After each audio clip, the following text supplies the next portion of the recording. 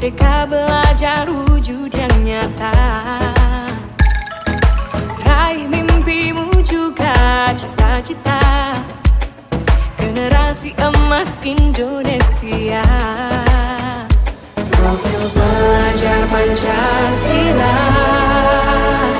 tanamkan di dalam dada. Profil pelajar Pancasila, cerdas berkarakter itu kita.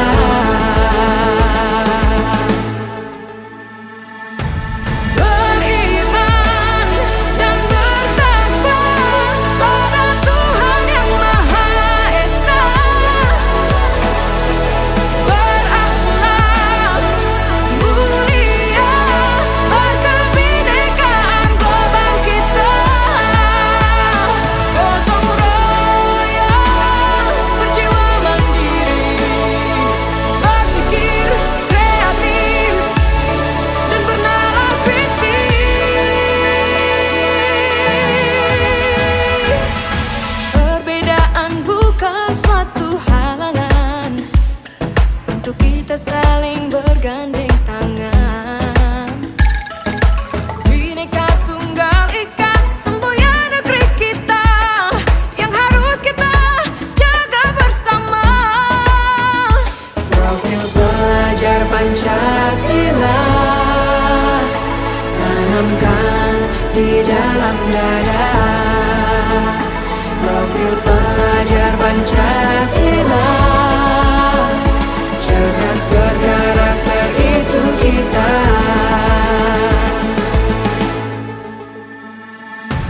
Beriman dan bertakwa pada Tuhan yang Maha Esa. Berakhlak mulia, berkebinekaan global kita. Gotong royong, berjiwa mandiri, berpikir kreatif dan bernalar kritis.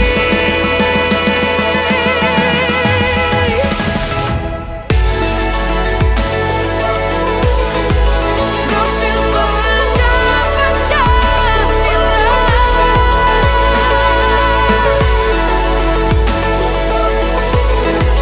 Profil pelajar Pancasila.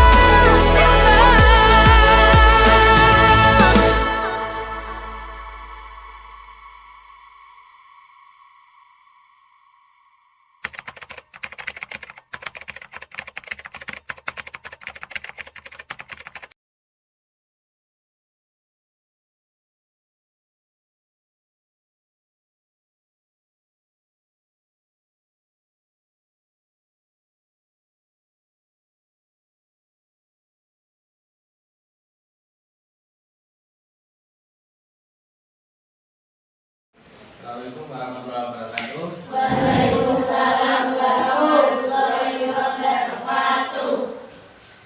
Terima kasih atas waktunya.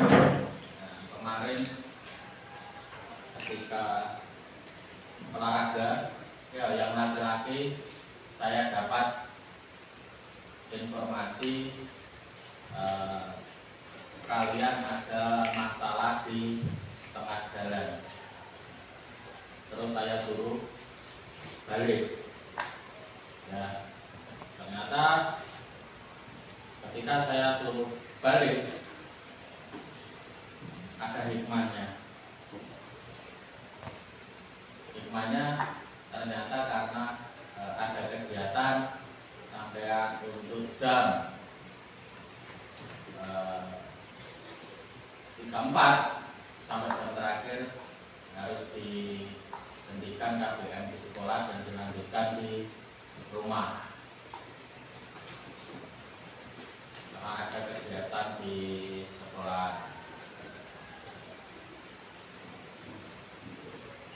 Dari kegiatan kemarin yang perempuan aman, yang laki-laki tidak aman. Buktinya saya suruh balik ke sekolahan ketika sampai di tengah jalan atau di depan SMP 2. kedua, karena ada laporan masyarakat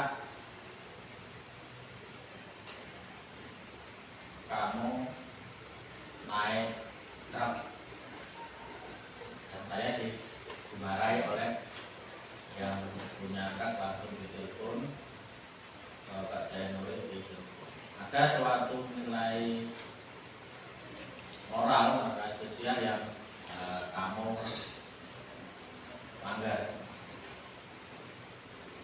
Yang jadi pertanyaan ketika saya minta yang laki-laki, siapa yang melakukan pertama kali atau siapa yang ngajak, siapa otak pelakunya, tidak ada yang ngaku. Seandainya ada yang ngaku, saya bisa meneruskan perjalanan. Berhubung tidak ada yang ngaku, ya udah mau gimana lagi? Bisa tidak bisa, terima tidak terima, saya suruh balik karena ada pembohongan di situ.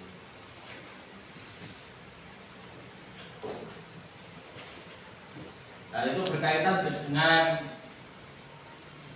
yang akan saya sampaikan hari ini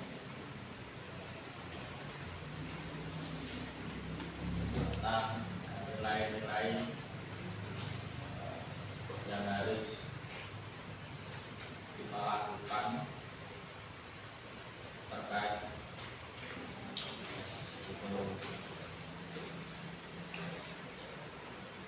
nilai kebaikan baik kita sebagai warga sekolah maupun sebagai anggota masyarakat.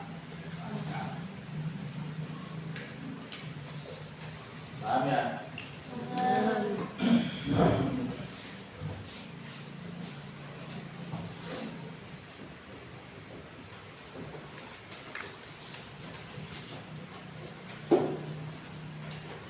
Nilai kebajikan apa yang harus kita pegang sebagai siswa atau sebagai anggota masyarakat.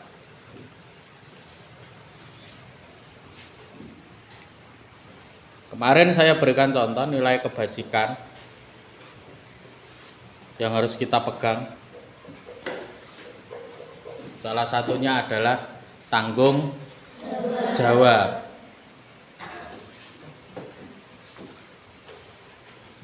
Dari contoh kemarin nilai tanggung jawabnya tidak ada.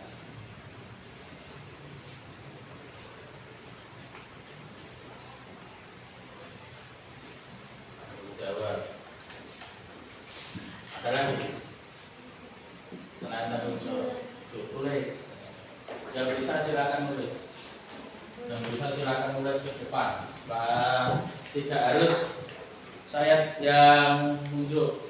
Tanggung jawab, kejujuran. Ketika tidak ada guru pendampingnya kemarin,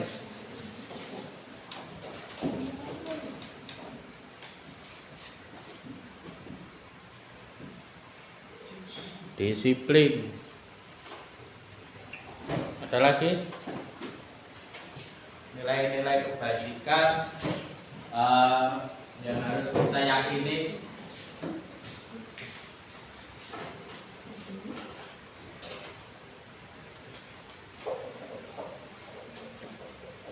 Apalagi keadilan, adil. Kamu tidak pernah dapat materi full, tahu-tahu kamu diminta mengerjakan sampai selesai. Kira-kira itu adil apa enggak? Kamu gak dapat nilai karena gak punya tugas yang harus disetorkan. Kira-kira adil nilai dengan tugas yang tidak dikumpulkan. Kamu kumpulkan tugas tapi harus nilai nilai. Ada lagi? Baru dapat 5. Jujur. Kejujuran. Itu yang dikatakan arti kejujuran adalah awal dari segalanya. Rajin. Berarti kalau kita hubungkan dengan apa? Pramuka, dasar dharma. Rajin. Adil, disiplin. Berani. Bisa ditambahkan. Disiplin sudah. Tambahan apa? Kalau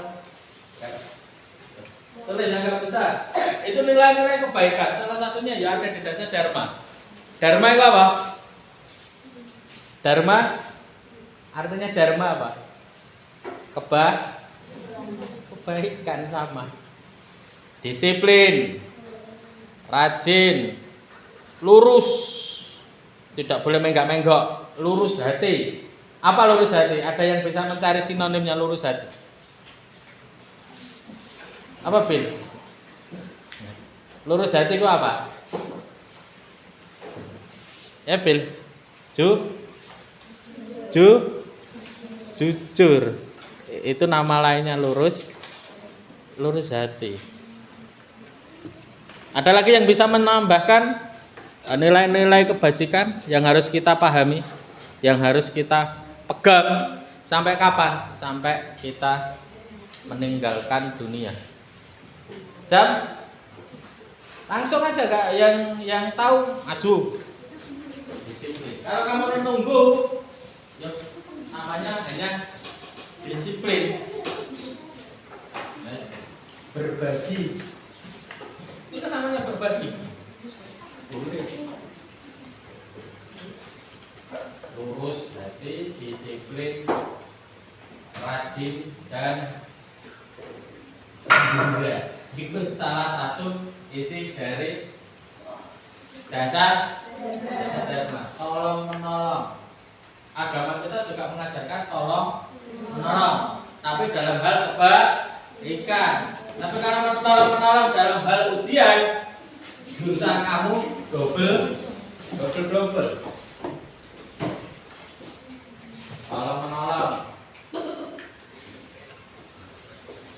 Kenapa baik ngembek? Tolong menolong.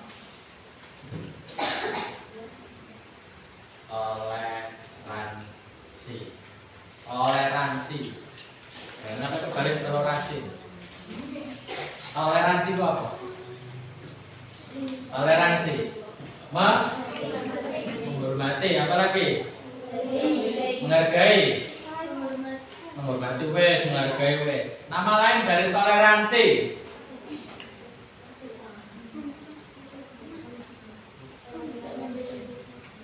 Toleransi benar. Bahasa gaulnya toleransi itu apa? Gak peka. Namanya kalau bahasa gaul namanya gak peka. Ketika itu ada berat-berat masih gak peka. Memberikan kebebasan secara bertanggung jawab. Ada lagi 9. Ini 23 nyawa.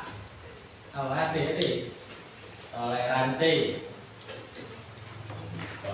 tolong menolong. Budaya negara kita, budayanya apa? Semboyan NKRI harga mati. Percaya diri. Kalau isinan, emang atau Melayu mah ikut. Sakitnya nggak seberapa isi. Percaya diri. Sopan, gandengannya tambahin mas, sopan atau itu tak paket. Kalau bahasa Jawa jenenge unggah, rata, sopannya wis, tapi ngomongnya isi cinta, berarti kurang santun. Mobil, tambahan mobil. Biasanya bila ini idenya unik, tidak kita sangka-sangka tahu-tahu oh ya kepikiran mau nambahin Tambahan sih. Nilai-nilai apa yang harus kamu yakini? Tanggung jawab, kejujuran, disiplin, keadilan, berprinsip, rajin, lurus hati, tolong menolong, toleransi, percaya diri, sopan santun, mandiri. Masih ingat lagu yang dinyanyikan ketika kita dapat pelajaran itu? Pelajar Pancasila. Oke. Bukan itu, yang satunya yang seperti pelajar Pancasila beriman dan bertakwa pada Tuhan yang Esa dan akhlak mulia. Pernah dengar tapi agak lupa. Di situ semuanya ada. 12, ada lagi yang mau menambahkan? Kak, tambahan kan? Goyang raka. Berarti gak percaya diri. Kalau sama diri saja gak percaya, harus percaya sama siapa?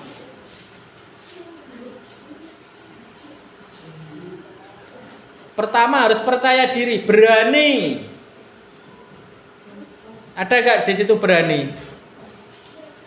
Berani bukan hal yang negatif loh ya, berani nanti dalam hal yang keburukan. Berani, disiplin, berani dan setia. Setia, berpartisipasi. Nek ana apa-apa kudu melu cawe, melu tandang, gawe contohe nek keluarga sampean duwe gawe. Yo melok mewani.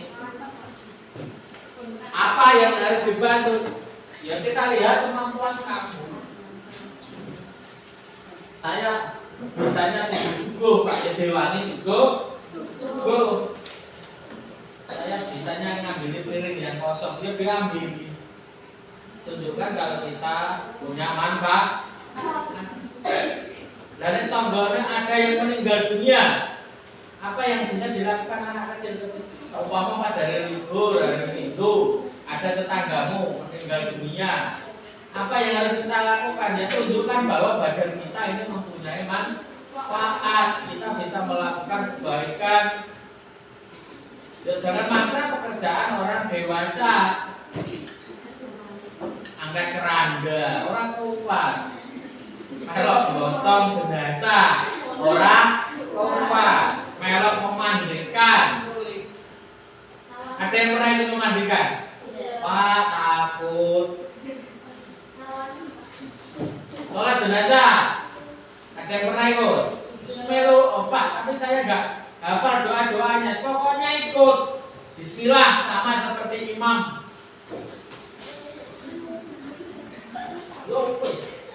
Bismillah, pokoknya aku mau ini aku mau karo imam sholat. Belajar. Jangan malah menjadi merusui.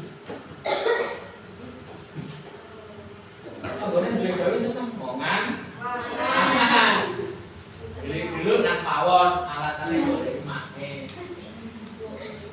Ya. Alasane golek. Bu, kuncine nang ndi? Wis mangan ta? Pun matur nuwun. Minggu ya tekan di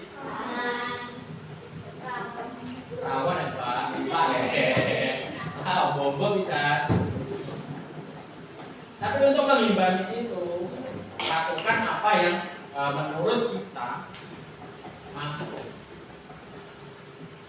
Jujur. Nah, kejujuran yang laki-laki kemarin langsung real time saya ditelepon Pak Supri. Pak, murid mau berisik ketika jalan naik, kamu di belakang truk itu membahayakan. Nanti yang disalahkan siapa? Yang punya kendaraan. Nah, saya ditelepon. Saya tanya nggak ada yang ngaku. Siapa kemarin yang punya rencana? Sing ngawiti. Nilai kejujurannya dilakukan apa enggak? Disiplin, ramah. tidur jam berapa tadi malam? Tidur jam berapa? Ada yang tidur jam 10? Enggak, berarti kamu tadi malam nggak tahu hujan?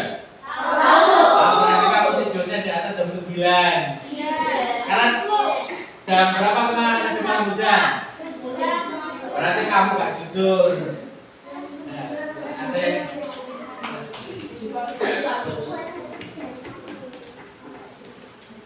jujuran disiplin, ramah. Ya.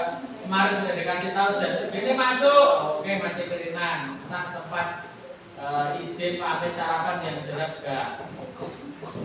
Tahu-tahu bangun pagi, berangkat lari. Kurang adil. Kalian menuntut keadilan tapi haknya tidak dilakukan. Tugasnya telat, jalur nilai tapi jawabannya salah-salah saiki jalur dibener. Nah, bonus. Jalur Senin berkah, Selasa berkah, Rabu berkah.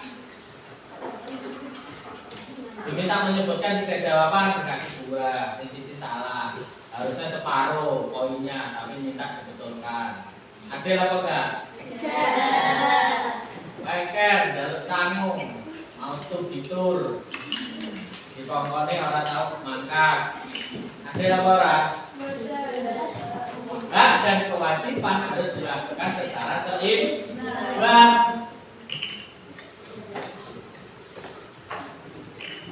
Berprinsip, yakin punya prinsip, punya keyakinan, ya, punya keyakinan. Niatin budal ngaji, niatin budal ngaji, mendung, kancane WA, aku gak ngaji, mendung, melok-melok orang. Prinsipmu kuat apa enggak?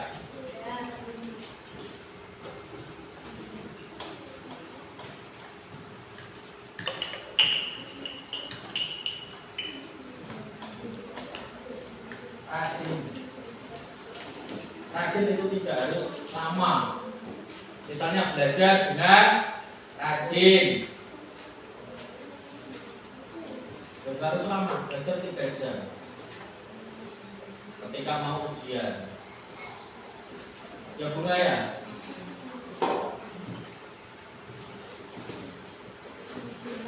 Kamu kelihatan rajin hanya ketika mau ujian, mau UTS, mau UAS, itu ketok rajin. Nah, ulangan mari, balik mana?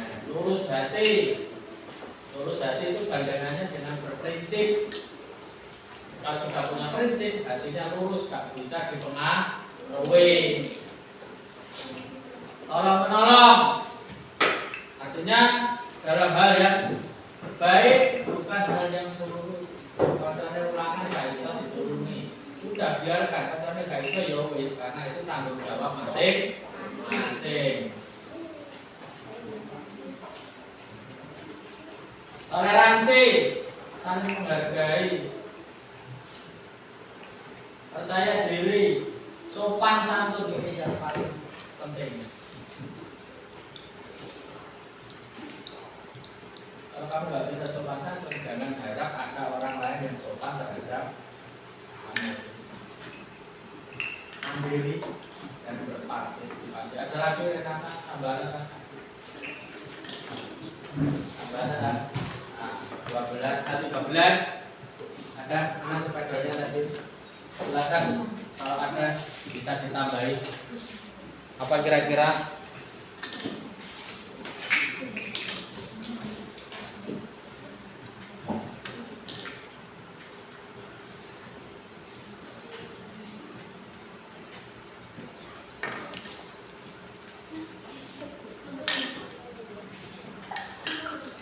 Oh apa itu tuh kau wilik tulisannya Renata?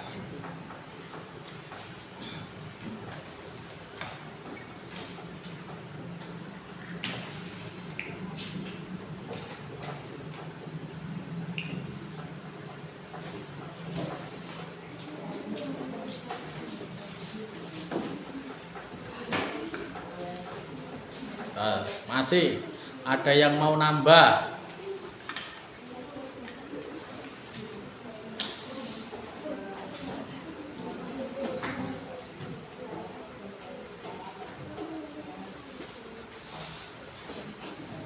Tambah kerjasama, tolong menolong.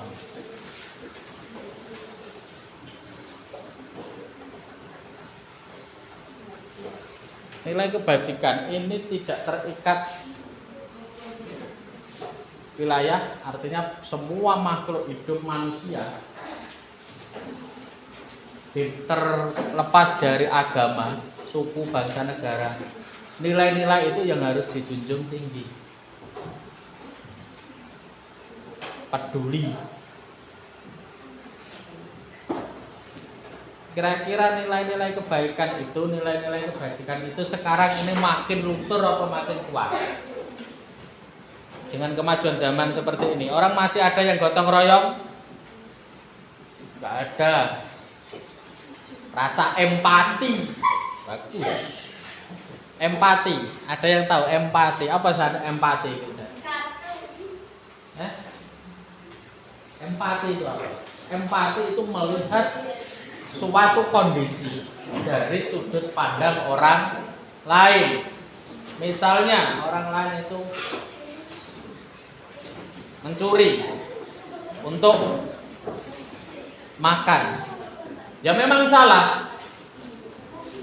Tapi kita harus mampu melihat dari kondisi orang lain. Itu yang namanya berempati.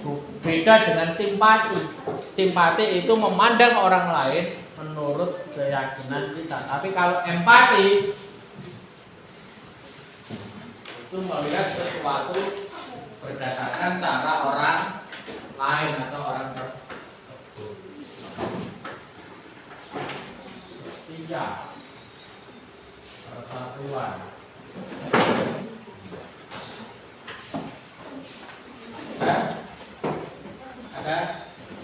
Ada lagi mau nambah? 20.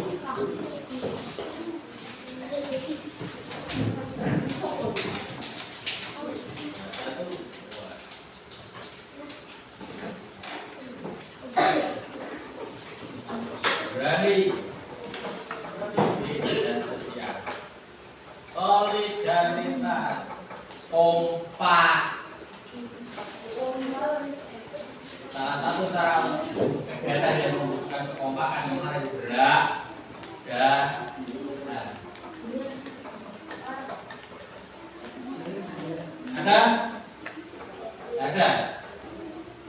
Dari keyakinan itu, nilai kebaikan itu, kita harus punya kesepakatan atau punya keyakinan. Keyakinan apa ya? Keyakinan yang harus dilakukan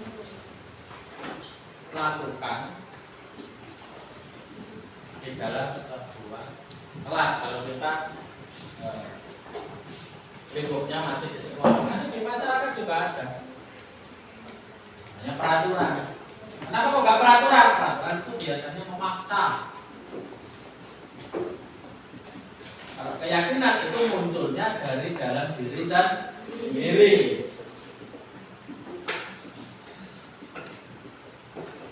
Keyakinan kelas 6A. Semester 1 kemarin kita sudah punya peraturan kelas. Dibuat sendiri sama prosesnya. Tapi juga dilanggar sendiri.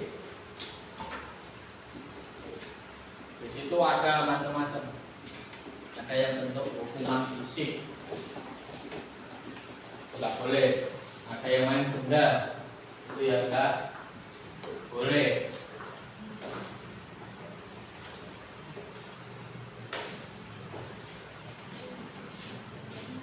Saya ambil contoh satu disiplin. Kita sampaikan di peraturan kelas, harus datang, tidak boleh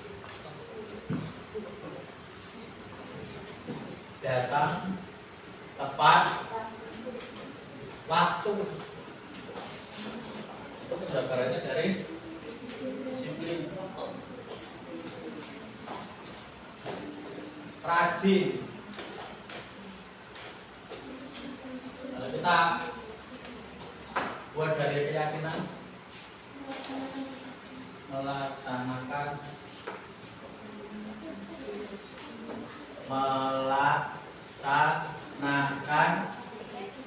oke. Ada lagi? Oh, tambahin. Bisa ambil dari nilai kebajikan itu. Tadi melaksanakan piket, disiplin. Selain melaksanakan piket, yang bisa dikatakan disiplin. Yes. Nah, cari lagi contoh nilai kebajikan yang harus dibuat di keyakinan kelas.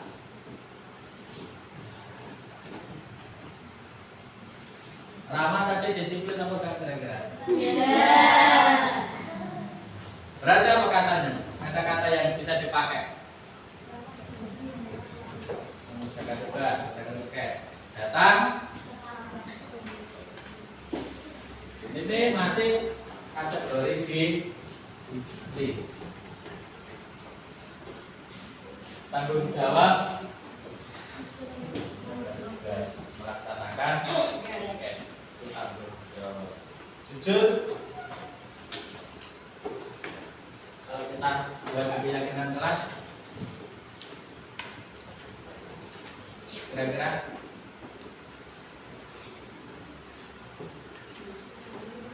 mengerjakan ujian atau ulangan dengan tulis saja. Tulisan usah gede-gede. Rajin. Toleransi. Ketika kegiatan sholat zuhur, ada beberapa anak khusus perempuan itu punya hari-hari istimewa. Kalau kita pakai toleransi, keyakinan kelas apa yang bisa kita wujudkan?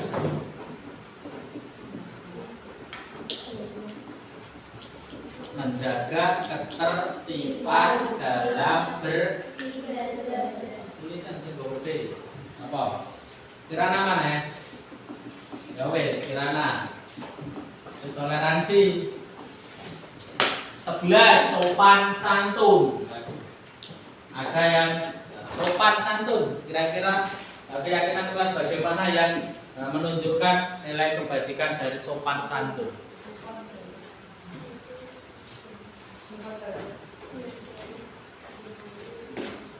Mengucapkan 3S, senyum,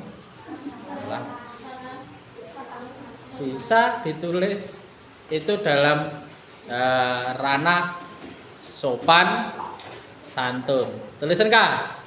Senggode kah? Tulisannya Marco kecil loh. Apa? Mengucapkan 3S, senyum, salam, sapa. Senyum menunjukkan kita orang yang ramah. Salam, kita sebagai umat beragama. Sapa menunjukkan kita memiliki rasa sosial. Ditulis lengkap kah? S3S.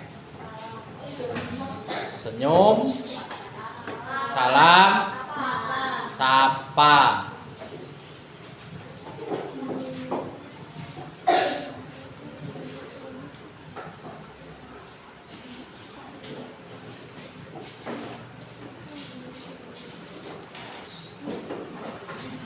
Peduli. Apa contohnya peduli? Keyakinan kelas apa yang bisa kita munculkan dari rasa peduli? Membantu teman kok sono. Ketika ada teman yang kesusahan, Duko tolong menolong ada. Bisa lagi kata-kata yang lain. Teman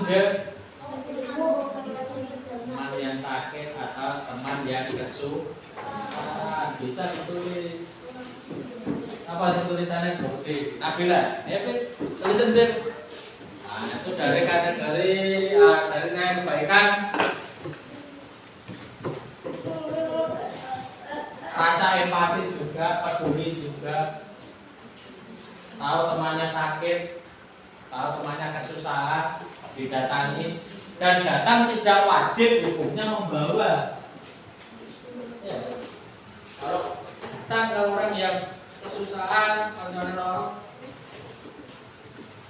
tidak ada kewajiban membawa. Cuma rasa sosial kita bisa kita tunjukkan.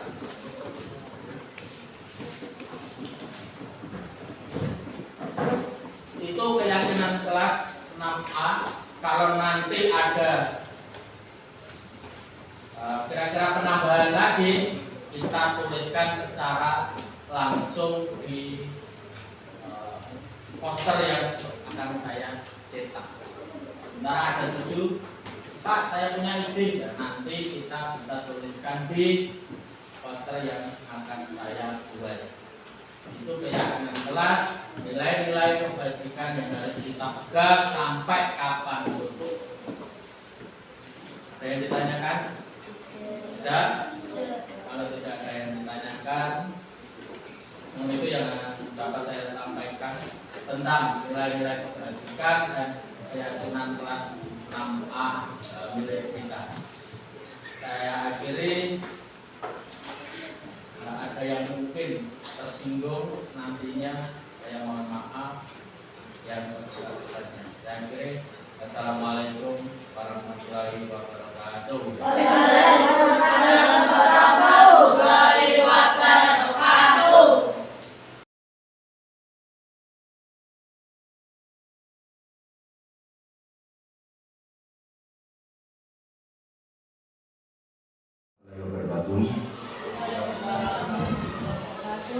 Alhamdulillah, masyukurillah, la haula wa la quwata illa billah. Yang saya hormati Bapak Ibu Dewan Guru serta sahabat selamat kepada Pak Nul selaku CGP. Alhamdulillah, dengan kehadiran Pak Nul pada hari ini Pak Nul akan menyampaikan diseminasi budaya positif di SDN 4 Lamurjo, Kecamatan Mindang. Oleh sebab itu, Bapak Ibu, kami mohon nanti apa-apa ilmu yang sudah diberikan oleh Pak Nul kita cermati dan dapat kita laksanakan dalam implementasi kegiatan pembelajaran yang ada di SDN 4 Lamurjo. Kemudian harapan yang kedua, bahwa dengan adanya CGP dari Pak Nul, mudah-mudahan membawa perubahan, membuat iklim perubahan budaya positif yang ada di SDN 4 Lamurjo. Karena apa Bapak Ibu? Karena ini adalah zamannya bergerak, siapa yang tidak akan bergerak akan ketinggalan. Ya, oleh sebab itu kepada Bapak Ibu, mari kita ikuti diseminasi budaya positif yang akan disampaikan oleh Pak Nul.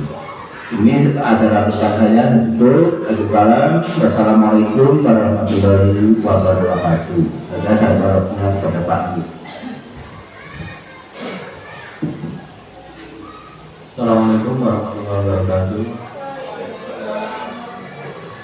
Disampaikan terima kasih kepada Pak Cendri selaku Kepala SDN 4 Lamurjo dan Bapak Ibu Dewan Guru SDN 4 Lamurjo yang berkenan meluangkan waktu untuk pemaparan saya dalam tugas akhir di modul 1.4 CGP dalam diseminasi budaya positif. Bapak Ibu yang berbahagia, dalam diseminasi budaya positif ini alur atau prolog yang saya sampaikan pertama tentang filosofi pendidikan nasional menurut Belajar Dewantara. Dalam proses pendidikan ada dua kita dengarkan yang pertama yaitu pengajaran dan pendidikan. Selama ini khususnya saya menganggap bahwa pengajaran dan pendidikan adalah suatu hal yang sama. Namun setelah saya menyelesaikan di modul 1 kemarin, didapatkan bahwa pengajaran dan pendidikan adalah suatu hal yang berbeda. Pengajaran adalah bagian dari pendidikan. Pengajaran merupakan proses pendidikan dalam ilmu atau faedah dalam perjalanan hidup anak baik secara lahir maupun secara batin. Sedangkan pendidikan adalah memberi tuntunan terhadap segala kekuatan dan kodrat yang dimiliki anak, dan dengan tujuan akhir anak itu memiliki kemerdekaan baik sebagai pribadi maupun sebagai anggota masyarakat. Untuk kegiatan akhir-akhir ini kita sering dihadapkan dengan tuntunan ini yang saat ini menjadi fokus utama dalam kurikulum Merdeka yang saat ini sedang kita jalankan. Yang kedua adalah tentang tujuan pendidikan. Yang pertama adalah menuntut segala kodrat yang ada pada anak, baik kodrat alam, bawaan, psikis maupun kodrat di zaman yang nantinya akan dihadapi anak tersebut di masa yang akan datang. Kodrat alam seperti sifat, bentuk, karakter, serta kemampuan-kemampuan yang bersifat psikis. Dengan kodrat zaman berkaitan dengan isi atau irama. Dalam hal ini adalah hal-hal yang akan mereka hadapi di masa yang akan datang. Bagaimana kita menuntun anak itu agar nantinya mereka akan siap menghadapi zaman berdasarkan kodrat atau kemampuan yang dimilikinya. Dalam menuntut kita dihadapkan dengan pembentukan budi pekerti. Budi pekerti melatih anak untuk memiliki kesadaran diri yang untuk menjadikan dirinya, memerdekakan dirinya sendiri dan memerdekakan orang lain. Maksudnya keselarasan hidup ini perlu dilatih dalam hal menuntun tadi, sehingga dengan sendirinya, dengan kemampuan internalnya, dengan kesadarannya mereka mampu membentuk kekuatan, mampu mengelola diri sendiri. Nah, itu yang dalam arti kemerdekaan yang dimaksud dalam filosofi pendidikan menurut Belajar Dewantara tadi. Merdeka bukan berarti dia bebas, melainkan juga mampu mengatur kehidupannya sendiri. Selagi tidak bisa mengatur kehidupannya sendiri, maka anak itu harus bersiap diatur oleh orang lain. Nah, ini nanti yang akan kita jadikan fokus dalam diseminasi ini tentang disiplin positif dalam rangka pembelajaran yang berpihak pada anak. Dalam proses mengajar, mendidik dan menuntun tadi, maka kita secara tidak langsung kita memiliki peran dan nilai-nilai yang ada pada diri kita sebagai pendidik. Yang pertama, nilai mandiri, yaitu mampu mendorong diri sendiri membuat perubahan positif. Ini yang menjadi tolak ukur dalam kegiatan guru penggerak yang saya jalani maupun yang akan dijalani dari Bapak Ibu guru yang lain, khusus dari UA dan Panasto. Yang kedua, tentang reflektif, mampu melakukan evaluasi diri terhadap suatu kegiatan atau proses yang telah dilaksanakan. Yang ketiga, kolaboratif, yaitu membangun hubungan kausal, hubungan kerjasama yang positif terhadap seluruh pihak, baik berkomunikasi, memahami peran masing-masing. Yang keempat, kita harus memiliki nilai-nilai inovatif. Dan yang terakhir, ini rootnya dari Merdeka Mengajar, yaitu pengajaran yang berpihak kepada peserta didik. Sebagai guru kita juga memiliki peran. Yang pertama, menjadi pemimpin pembelajaran. Yang kedua, menggerakkan komunitas praktisi. Yang ketiga, menjadi coach atau pelatih, katakanlah seperti itu. Yang keempat, mendorong kolaborasi antar guru. Dan yang kelima adalah mewujudkan kepemimpinan peserta didik. Dalam berbagai kasus yang paling sering dihadapi adalah yang nomor 2 dan yang nomor 5, menggerakkan komunitas. Karena akhir-akhir ini kita ketahui ada beberapa komunitas yang kelihatannya mati suri ada, tapi belum mencapai titik maksimalnya.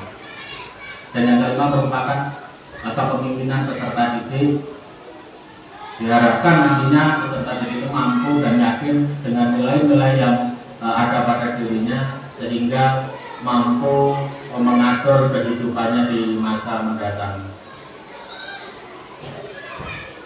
Nah, pada fokus diseminasi kali ini adalah tentang budaya positif yang terdiri dari yang pertama budaya positif dan nilai-nilai kebajikan universal, yang kedua tentang teori motivasi, hukuman, penghargaan, dan restitusi, yang ketiga keyakinan kelas, dan keempat tentang kebutuhan dasar manusia, kelima adalah 5 posisi kontrol, yang terakhir adalah segitiga restitusi. Nah, ini yang akan saya sampaikan lebih detail tentang budaya positif yang nantinya akan berhubungan dengan nilai-nilai yang akan dilaksanakan di lembaga kita, baik dalam pelaksanaan kurikulum Merdeka maupun sebagai salah satu sekolah penggerak di Kabupaten Lamongan.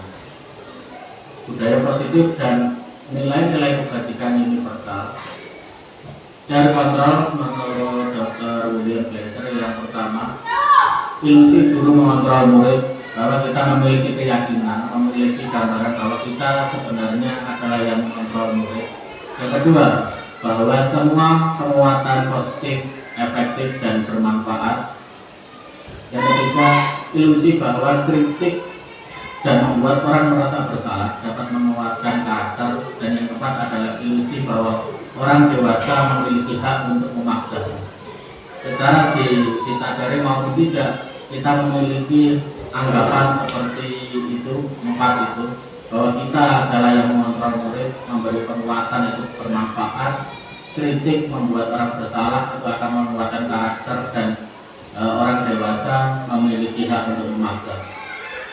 Dan namun demikian bisa dikatakan bahwa setiap apa yang dilakukan anak sebenarnya itu atas kemauan mereka sendiri, bukan berarti mereka bisa kita kontrol, bisa kita paksa, maupun atas penguatan kita.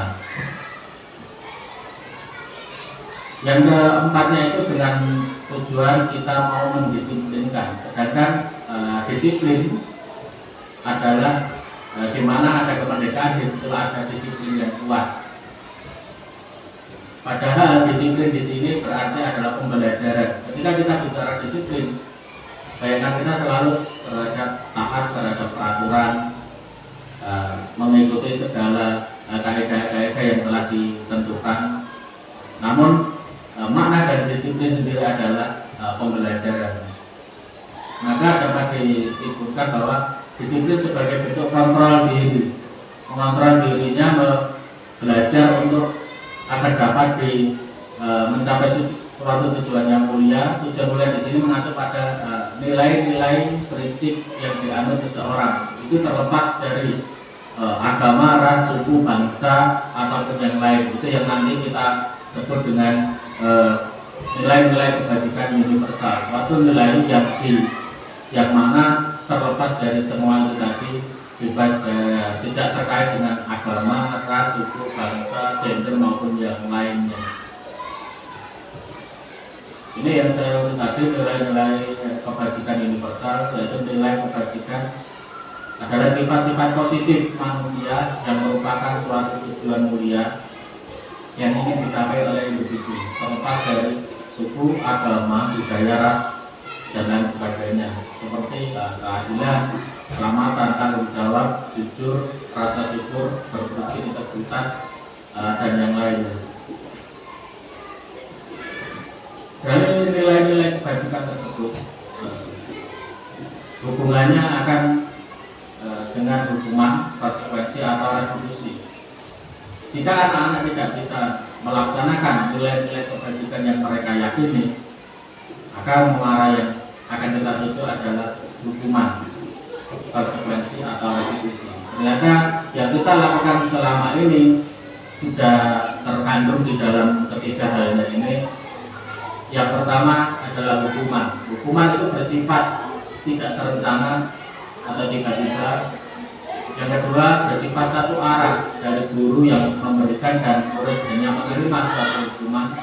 Yang ketiga, hukuman yang diberikan bisa berupa fisik maupun psikis. Yang tadi sudah disampaikan Pak Danuri termasuk dalam kategori perundungan atau apa tadi istilahnya bullying. Yang kedua yaitu konsekuensi. Konsekuensi ini adalah sudah terencana, disepakati, artinya sudah terjadi komunikasi antara guru dan siswa, sudah dibahas, dan pada umumnya bentuk-bentuk dari konsekuensi ini selalu memberikan, bukan keuntungan, memberikan ganti rugi kepada si korban. Dalam hal itu jika ada bullying, maka konsekuensinya harus ada ganti rugi ke korban. Yang kedua, konsekuensi dibuat oleh pihak guru dan murid, sudah mengetahui sebelumnya. Yang ketiga, murid tetap dibuat tidak nyaman untuk jangka waktu pendek. Yang ketiga, tentang restitusi, proses menciptakan kondisi bagi murid untuk memperbaiki kesalahan mereka sehingga mereka bisa kembali ke kelompok mereka dengan karakter yang lebih kuat. Selama ini mungkin yang kita lakukan adalah masih dalam dua kategori, yaitu masih di kategori hukuman dan konsekuensi. Dalam hal ini beberapa kasus, beberapa masalah jika kita dihadapkan, pertama cenderung kepada hukuman, yang terakhir adalah konsekuensi yang harus diterima si pelaku. Di tahap berikutnya ternyata ada suatu penyelesaian masalah yang disebut dengan restitusi. Ketiga hal ini, hukuman, konsekuensi, restitusi, itu diawali dari mengapa adanya ketiganya selalu dihubungkan dengan keyakinan kelas. Mengapa bukan peraturan? Keyakinan di sini adalah sesuatu hal yang mudah diingat, mudah dipahami, bersifat universal. Pada dasarnya keyakinan yang kita sampaikan kepada anak-anak ini bersifat universal, artinya mampu dipahami secara mudah dan dilaksanakan terlepas dari latar belakang mereka, sosial, ekonomi, maupun budaya. Berikutnya tentang kebutuhan dasar manusia. Mengapa terjadi keyakinan kelas, mengapa bukan peraturan kelas? Ternyata ada beberapa hal yang menyebabkan kita membuat keyakinan kelas. Keyakinan kelas itu dibuat dengan dasar kebutuhan dasar manusia. Yang pertama, untuk bertahan hidup. Yang kedua, kasih sayang dan rasa diterima. Dan yang ketiga, kebebasan atau kesenangan penguasaan. Yang kelima, penguasaan. Setiap masalah yang dilakukan anak, setiap kasus yang kita tangani tidak lepas dari 5 kebutuhan dasar ini. Semisal kita menangani anak yang mencuri, jika kita melakukan teori hukuman dan teori konsekuensi tadi, akan berdampak negatif pada akhirnya, sehingga tadi adanya restitusi itu untuk menyelamatkan baik si pelaku maupun si korban. Kenapa dia sampai melakukan hal tersebut? Berarti ada kebutuhan dasar mereka yang tidak dipenuhi. Misalkan dia maksa minta makanan. Kalau dia hanya untuk senang-senang, berarti kebutuhan dasar yang kosong pada dirinya adalah tentang kesenangan. Kalau dia melakukan dengan atas dasar lapar karena anak belum sempat sarapan karena suatu hal di rumah, maka yang dilakukan adalah untuk bertahan hidup. Nah, dalam penyelesaiannya diharapkan kita mampu jeli membaca dasar mereka melakukannya tentang hal tersebut. Kenapa? Tentang bertahan hidupkah, atau kebebasan, kesenangan, serta penguasaan. sehingga kita dalam memberikan restitusi atau penyelamatan tidak sampai merugikan dan mencap mereka sebagai satu kesalahan yang fatal, sehingga nantinya jika anak tersebut kembali ke lingkungannya, kembali ke komunitasnya, mereka akan kembali dalam posisi yang kuat, tidak dirundung masalah yang telah dilakukan sebelumnya. Dalam menentukan kebutuhan dasar ini mana yang belum terpenuhi oleh anak, maka kita tahu posisi kita. Yang pertama, posisi kita ini sebagai apa? Pertama kita mungkin sebagai penghukum, membuat rasa bersalah, sebagai teman, pemantau, atau sebagai manajer. Yang kebanyakan dalam hal kasus baik di SD maupun di lembaga tingkat atasnya, selalu orientasinya memposisikan diri kita sebagai penghukum, kemudian bisa menggunakan hukuman fisik maupun verbal. Yang kedua, ketika di dalam kelas, biasanya yang sering kita lakukan, mungkin saya sendiri juga sering melakukan, adalah membuat rasa bersalah. Cirinya kita bisa bicara dengan nada-nada yang lembut, terus menghubungkan dengan kegiatan yang di rumah dengan orang tuanya, sehingga menciptakan suatu kondisi psikologis anak tersebut merasa bersalah, sehingga mungkin suatu saat karena seringnya dia diposisikan di rasa bersalah, yang pertama hilang adalah tingkat kepercayaan diri. Yang hilang berikutnya adalah merasa tidak berharga karena selalu membuat kesalahan. Itu dampak negatif dari membuat rasa bersalah. Cirinya yaitu seperti tadi, membuat suara lembut, membuat orang lain merasa tidak nyaman, bersalah, rendah diri dengan argumen-argumen yang kita berikan kepada anak tersebut. Biasanya nih, kamu tidak kasihan, kamu tidak ini.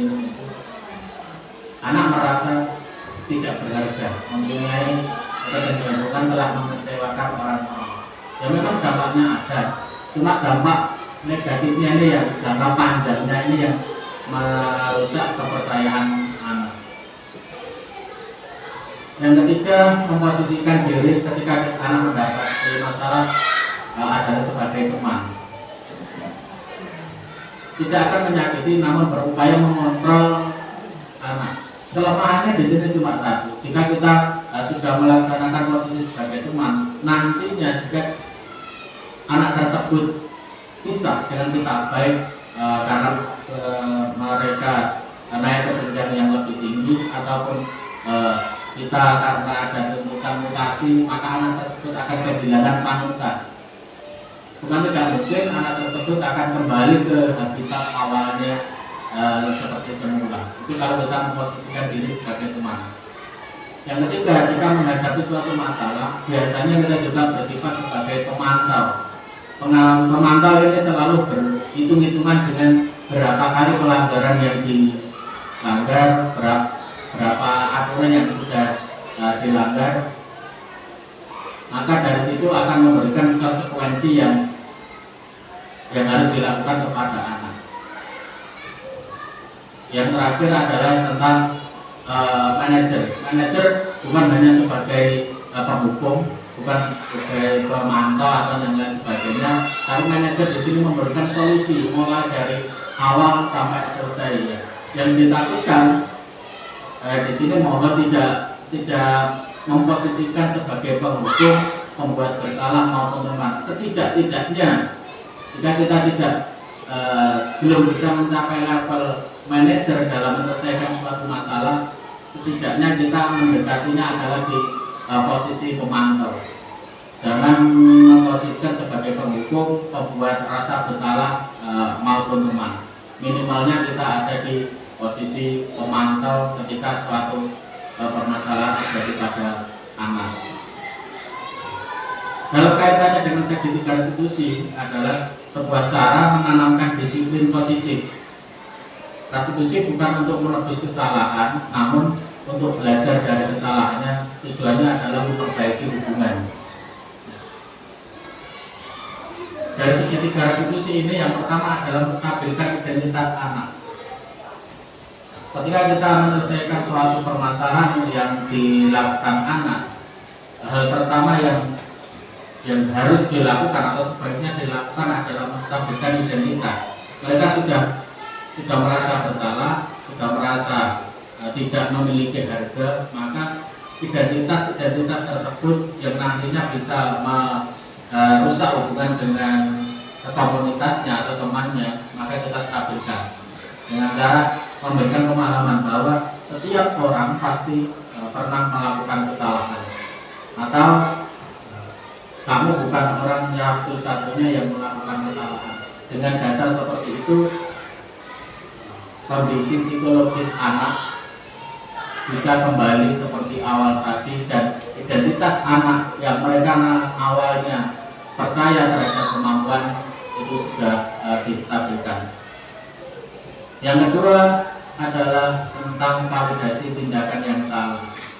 Setelah kita berikan penguatan bahwa semua orang pernah melakukan kesalahan, tindakan yang mereka lakukan itu juga harus divalidasikan bahwa semua yang dilakukan itu adalah salah. Nah, kesalahan itu tentunya punya alasan tadi. Mengapa sampai dilakukan?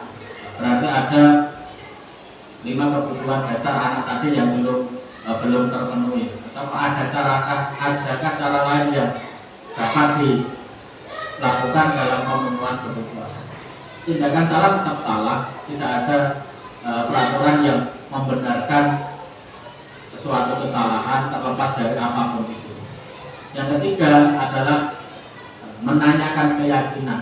Keyakinan tadi yang sudah kita buat di kesepakatan kelas tadi, adakah yang dilanggar, adakah yang tidak sesuai. Nilai-nilai apa yang telah disepakati dan nilai-nilai apa yang ketika itu dilanggar, serta dengan melakukan kesalahan itu kedepannya mereka mau menjadi seperti apa. Ini adalah sisi segitiga restitusi yang diharapkan kita mampu melakukannya ketika anak menghadapi suatu problem atau masalah, baik masalah dengan teman sekolah maupun teman bermain di sekitar mereka tinggal. Yang pertama yaitu distabilkan dulu identitasnya, diberikan penguatan bahwa semua orang pernah melakukan kesalahan. Yang ketiga, yang namanya kesalahan tetap salah. Yang ketiga adalah nilai-nilai yang telah dilanggar serta keinginan apa.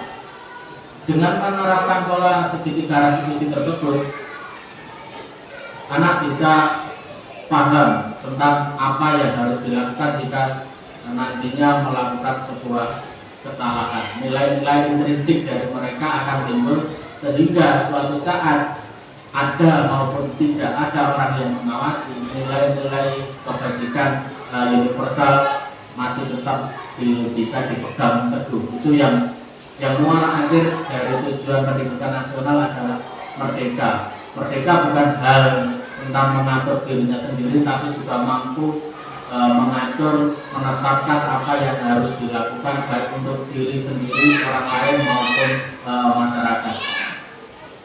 Mungkin itu yang bisa saya sampaikan dalam diseminasi budaya positif ini. Kurang lebihnya saya mohon maaf. Saya akhiri, wassalamualaikum warahmatullahi wabarakatuh. Nah, itu pemaparan tentang diseminasi budaya positif. Di dalam implementasi kurikulum merdeka tadi jelaskan bahwa kita ini untuk merdeka belajar. Kita dalam pembelajaran paradigma baru, kita ini mengeksplor potensi-potensi yang ada pada diri anak. Tadi ada beberapa hal selama ini yang kita laksanakan sudah kesana situ tidak. Dengan pencerahan pada rangka ini kita berarti selama ini bahwa apa yang kita tindakan kita di depan kelas kita, kita menghukum anak, anak tidak diberi tugas yang banyak, ternyata tidak sesuai dengan apa yang diharapkan dengan pembelajaran paradigma baru, apa yang dianggap oleh Bapak Kiai Jatiwanto. Ini Pak ya.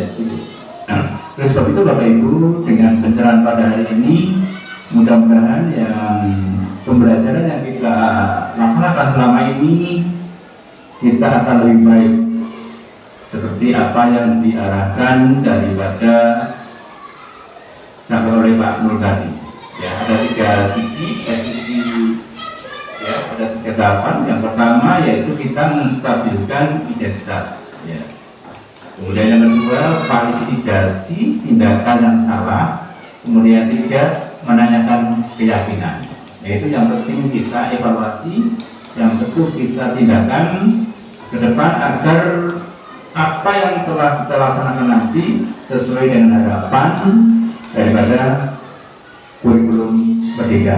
Apalagi kita ini adalah salah satu anggota sekolah penggerak, ya, tidak semuanya bisa mengenyam sekolah penggerak. Maka dengan hadirnya Pak Nunul sebagai pengguru, sebagai CGP, dan nanti insya Allah dengan kawan-kawan yang lain mengikuti, mudah-mudahan ke depan pembelajaran yang ada di lembaga kita akan lebih baik, akan lebih kondusif, yang akhirnya membawa ke arah kemajuan bersama sesuai dengan visi misi sekolah kita. Yang kedua ya, yang kita cukup ya, dan closing dari kami selaku kepala sekolah membimbing Pak Nunul mulai dari awal pendaftaran, kemudian alhamdulillah tes lulus pertama, lulus tes akhirnya dinyatakan lulus dan dinyatakan lulus sebagai CGP angkatan ke-9,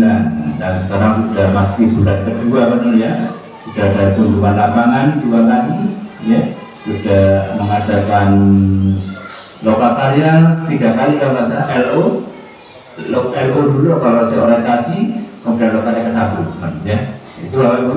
Dan mudah-mudahan ilmu-ilmu yang sudah diberikan kepada kita semuanya dapat kita implementasikan, bahwa selama ini jadi kita semena-mena di atas memaksakan kehendak kita kepada anak itu pada akhirnya adalah ya itu ada salah ya, itu ada bagusnya kita itu ya, kita hukuman ya, nilai hukuman yang kita konsekuensi dari institusi yang kita berikan pada anak kita ya Bapak Ibu ya.